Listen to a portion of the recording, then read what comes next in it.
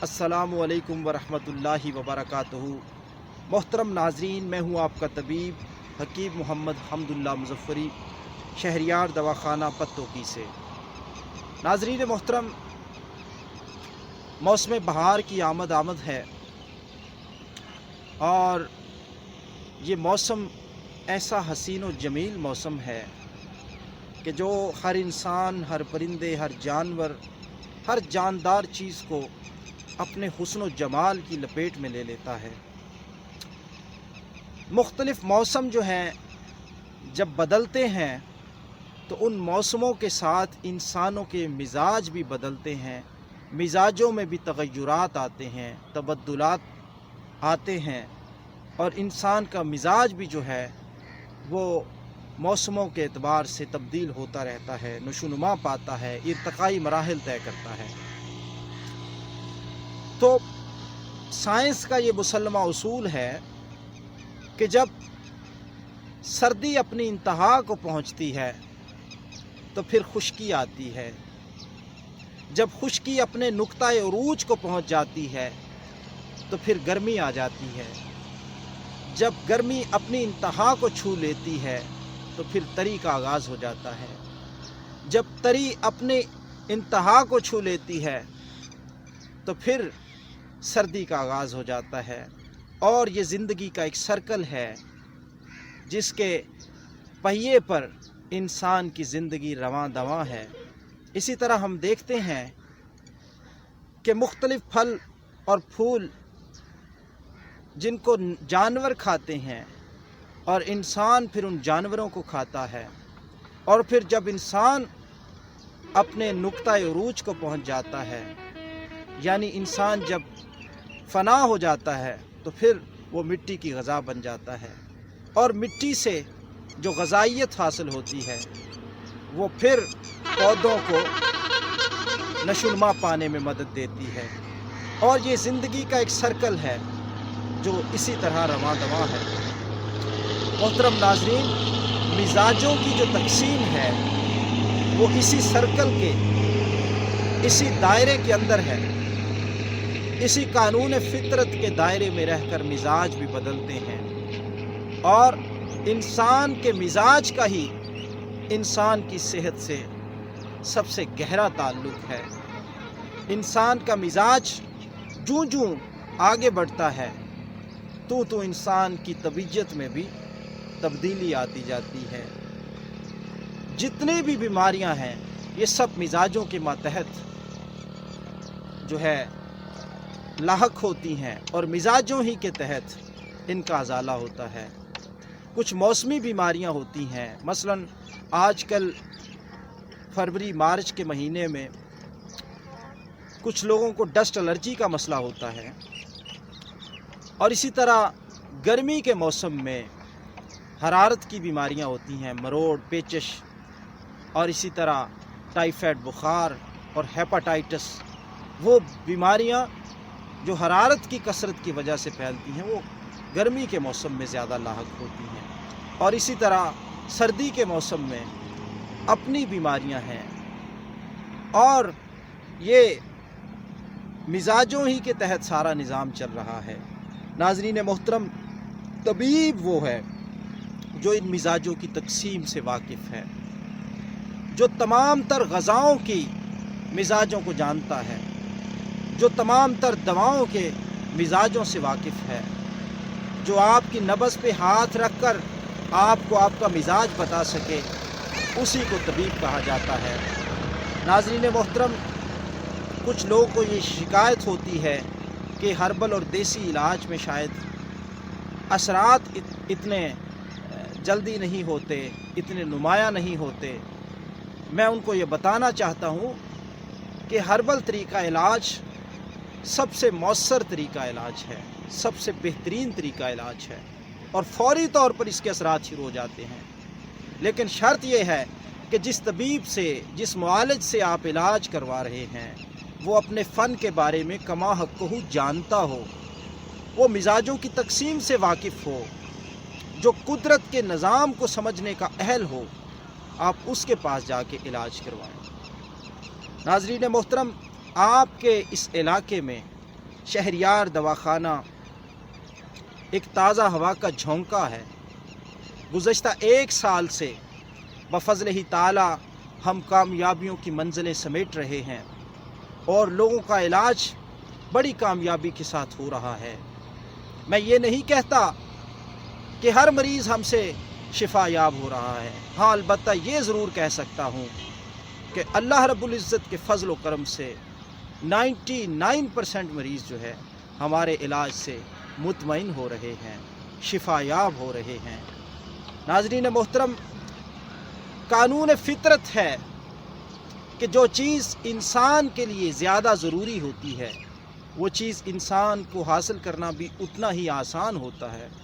میں پہلے بھی مثالیں دے چکا کہ پانی کا حصول کتنا آسان ہے، اس لیے کہ وہ انسان کے زندہ رہنے کے لیے انتہائی ضروری ہے، اور اسی طرح آکسیجن کا حصول بھی انسان کے لیے انتہائی آسان ہے، کیونکہ انسان کے زندہ رہنے کے لیے آکسیجن کی اجزائے نسیمی کی انتہائی ضرورت ہوتی ہے۔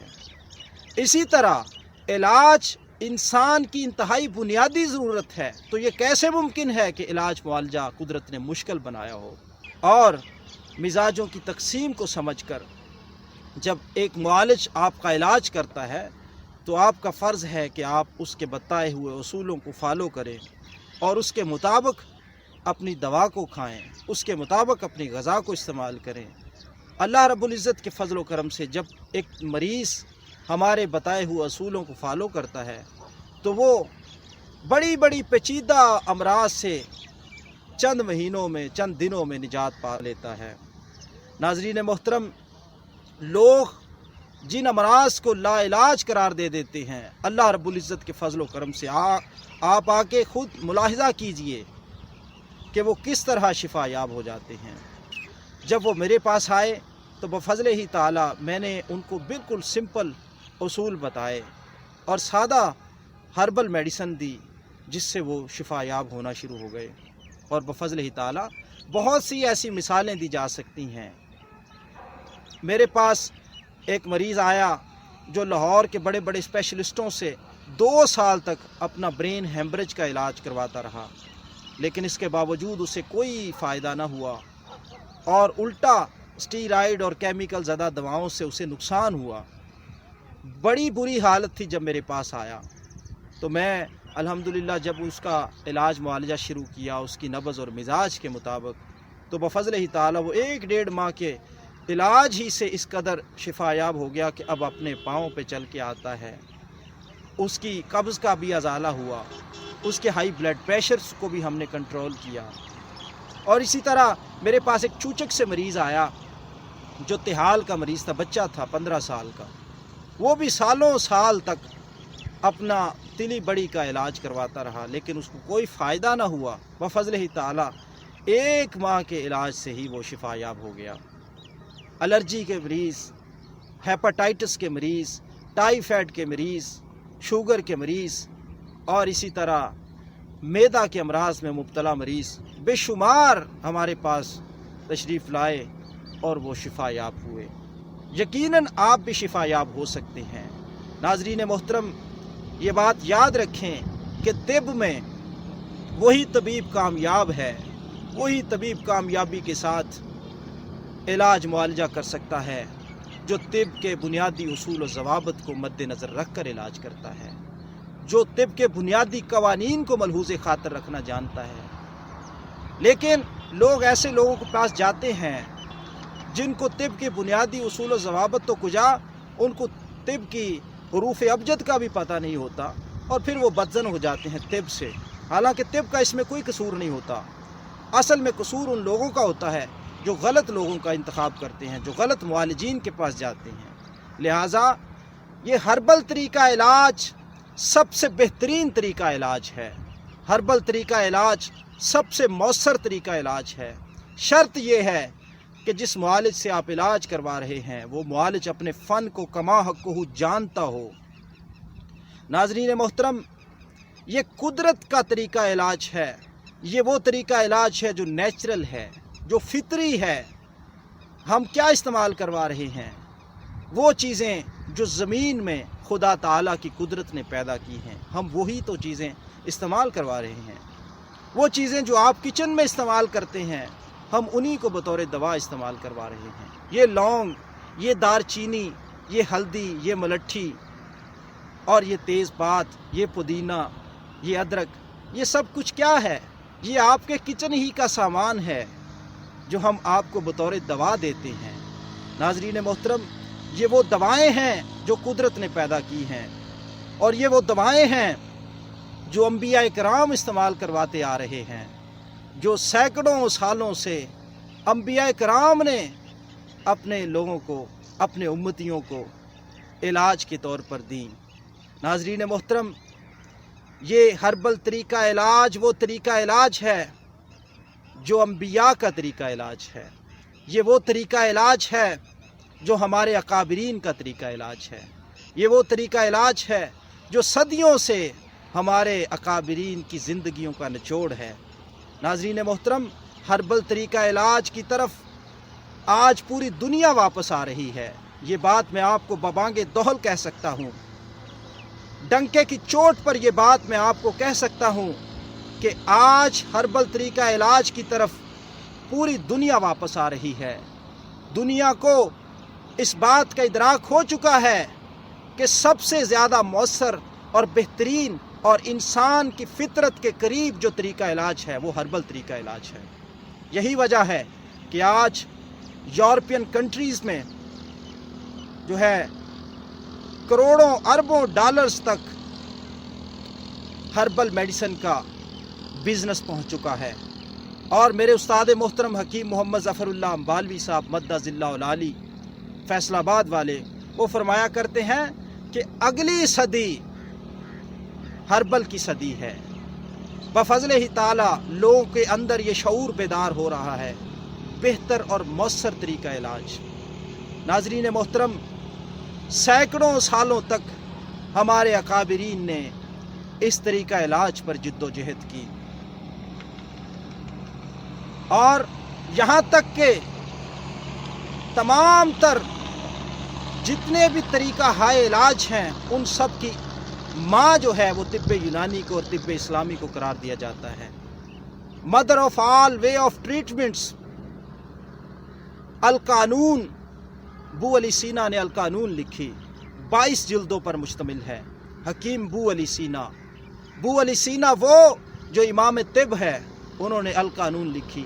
القانون کے عربی سے انگلش میں تراجم جو ہے وہ ہوئے، اور سینکڑوں سالوں تک آج تک یورپ کی بڑی بڑی میڈیکل یونیورسٹیوں میں القانون پڑھائی جاتی رہی، آج بھی پڑھائی جا رہی ہے۔